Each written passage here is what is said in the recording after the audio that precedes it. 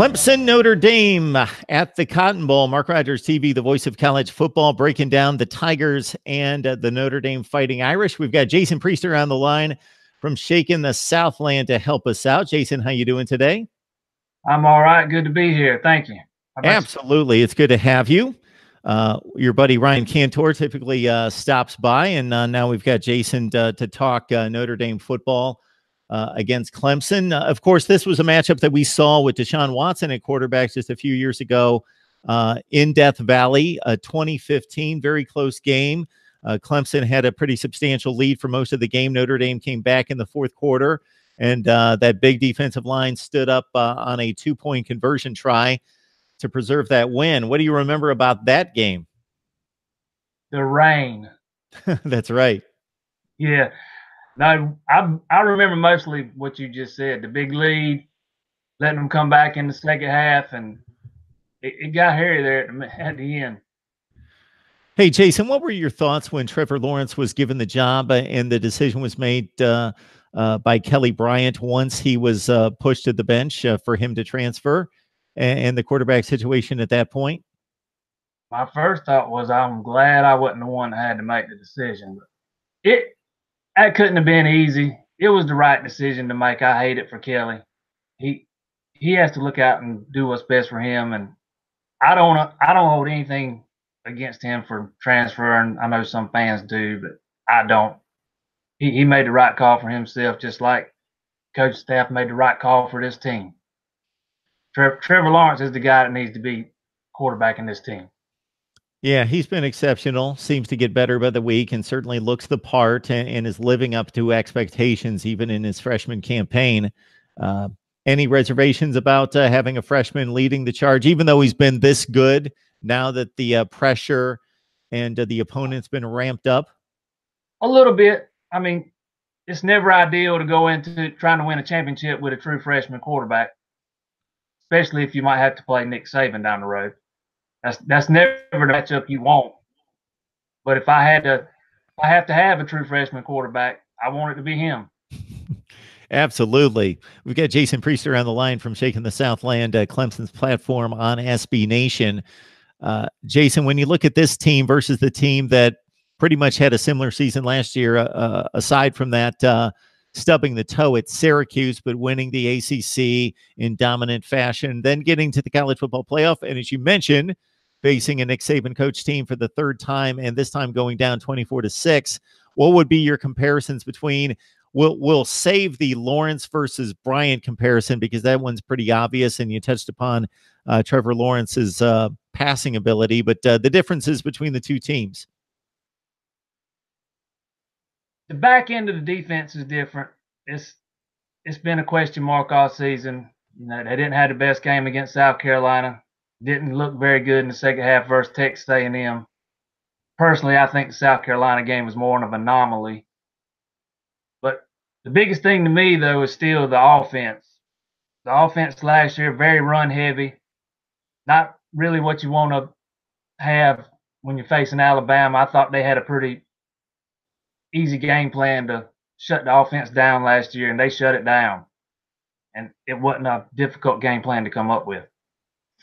You know, Jason, these three quarterbacks that are showing up at the Downtown Athletic Club for the Heisman Trophy presentation are all exceptional, but if they would have moved on to a running back, there are a lot of years in which Travis Etienne would be selected to go to New York. He had that kind of season.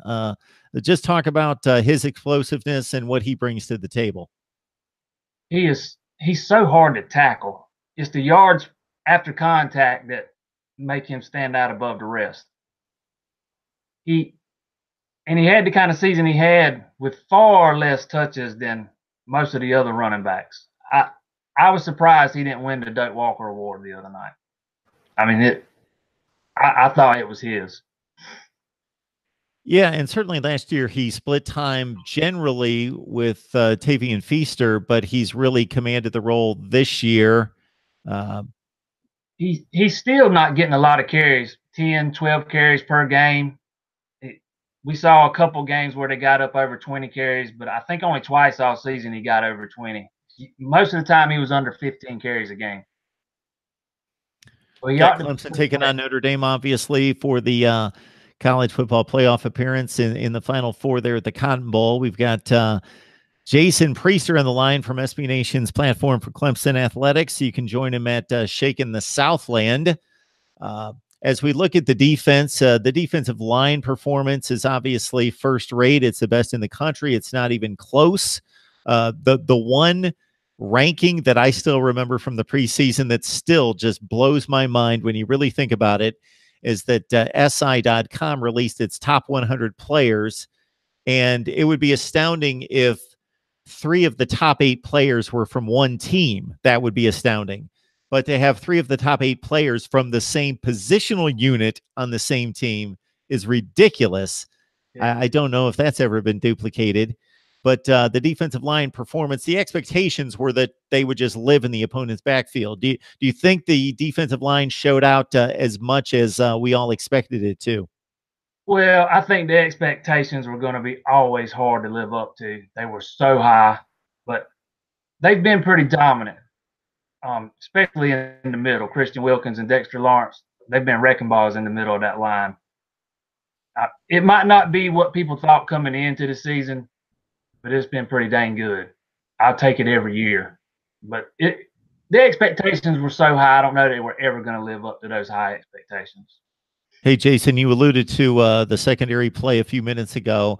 If there's an advantage for Notre Dame, and I can't find many, the one that I think of initially is they have a really good top-flight receiving core led by Miles Boykin. Texas A&M was difficult for you guys to deal with. I would think that they had the best wide receiver core that you probably faced. South Carolina, certainly with Deebo Samuel and Brian Edwards, very good as well. Shi Smith with the Gamecocks as well. But this is right up there and maybe a bit of a concern. It is. You know, we haven't had the toughest schedule this year, admittedly. We haven't been tested a whole lot. There's really only the 2 games, Texas A&M and South Carolina.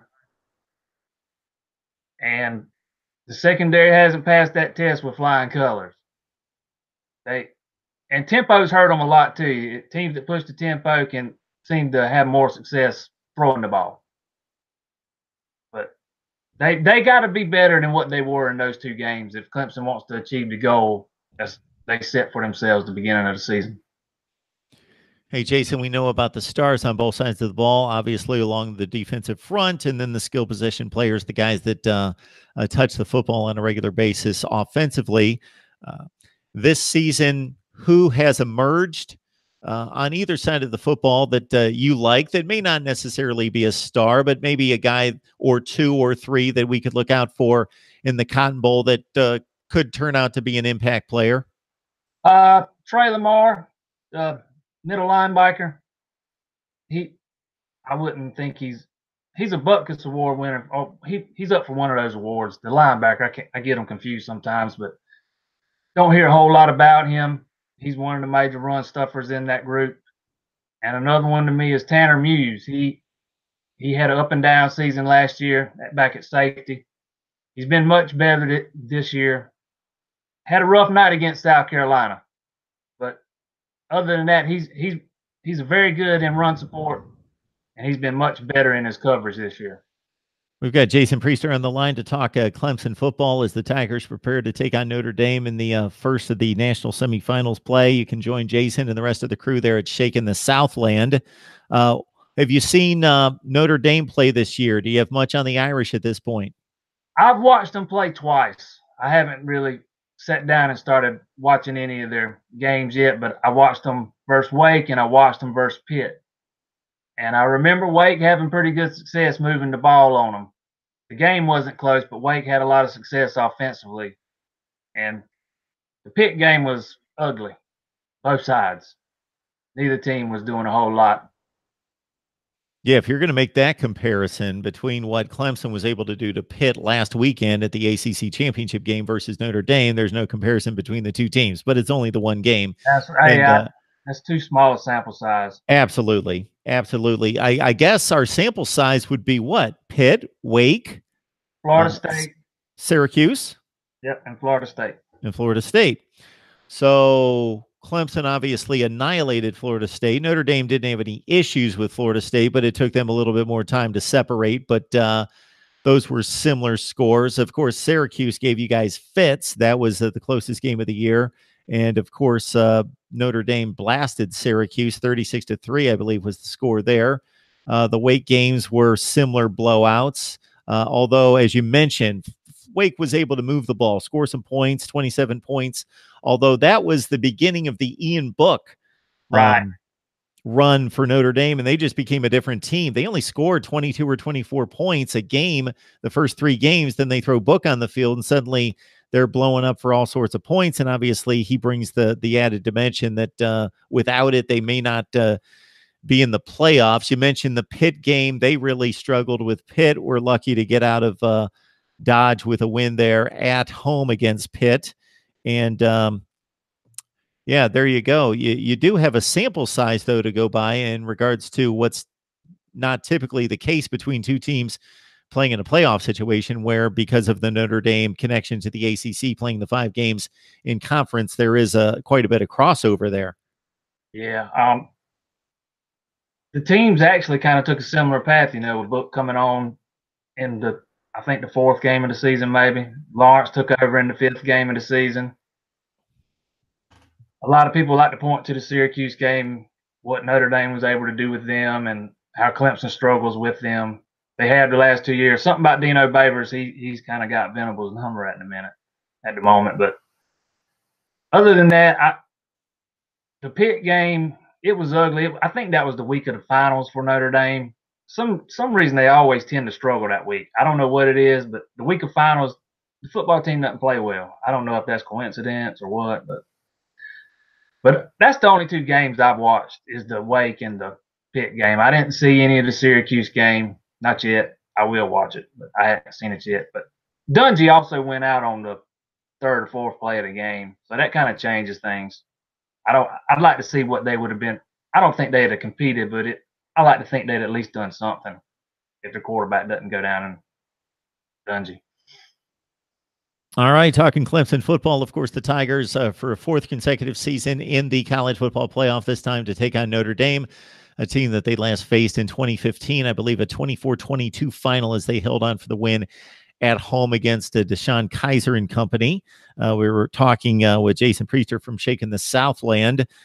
Is there anything between, let's see, December 8th today and the college football playoff, which is 3 weeks from tonight, so it's coming up, that is going to make you feel a little bit better about the outcome or a little bit worse? Any kind of news out of camp that you're looking out for? Not really. When the line came out on the game, I thought it was a little too high. I think it might be a little closer than that. Clemson should win the game.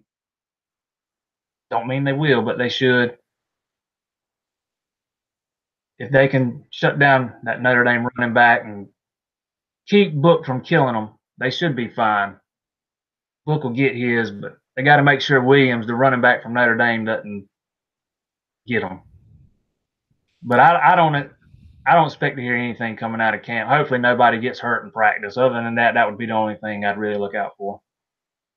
All right, talking up Clemson football with Jason Priester. You can join him and the rest of the crew at Shaking the Southland. It's the SB Nation platform for Clemson athletics. Tigers and Notre Dame in the national semifinal coming up in 3 weeks, but also National Signing Day, the first signing day, the early signing period on December 19th, which proved to be the signing period, the one in which about 80% of the student athletes signed to the Power 5 schools in 2017. Clemson right now, Jason, has the 5th ranked class in the nation, according to 247 Sports, and number 1 in the ACC with 24 hard commits. So you got to be pretty pleased with that. Yeah, this is the first time in a few years we've been able to sign a full class. We've had to take smaller classes the last 3 or 4 years. First time. It's nice being able to take a full class, I'll tell you that. You got 7 players from Georgia. You've got 4 coming in from Florida currently and a couple from Alabama. Anybody in particular that excites you? The receivers, Ladson, Ngata, the one from California, Ngata. I really like him. I think he's gonna be another really good receiver that comes through Clemson.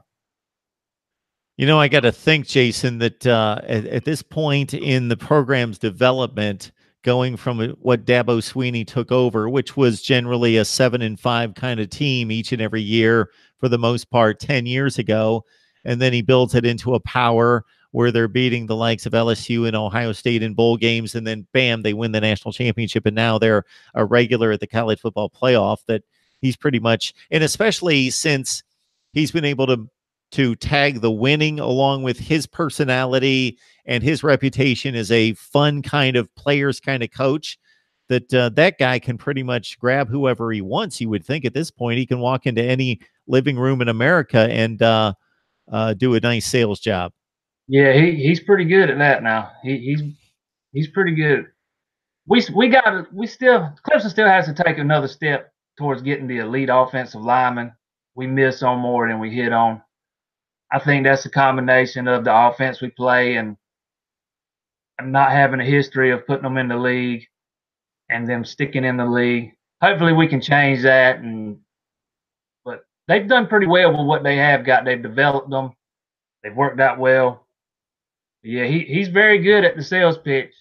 It's an easy product to sell. I mean, the players have fun. They graduate. Look at how many's in the league right now. It's not a hard sell, and he's good at it. Jason, is there anybody out there that might be on the fence? Maybe they've got Clemson listed among their 3 or 4 top schools, but they haven't quite made the decision that you'd really like to see come into the fold? The offensive lineman, I can't remember his first name. His last name is Putnam. I think his decision's coming up soon. A lot of people think he might be heading towards Clemson. I hope that is the way it plays out. Yeah, Will Putnam's the fourth-rated guard in the country, 16th overall rated offensive lineman, according to 247 Sports out of Tampa, Florida. Apparently, he's also looking at Florida State, and Auburn seem to be pretty serious on his list as well. All right, Jason Priester joining us from Shaking the Southland to break down Clemson football. 3 weeks away from the big showdown against the Notre Dame, trying to get back to another national championship game, of course, which Clemson accomplished in 2015 and 16. All right, Jason, we appreciate you stopping by. Hey, anytime. Thanks for having me. I really appreciate it.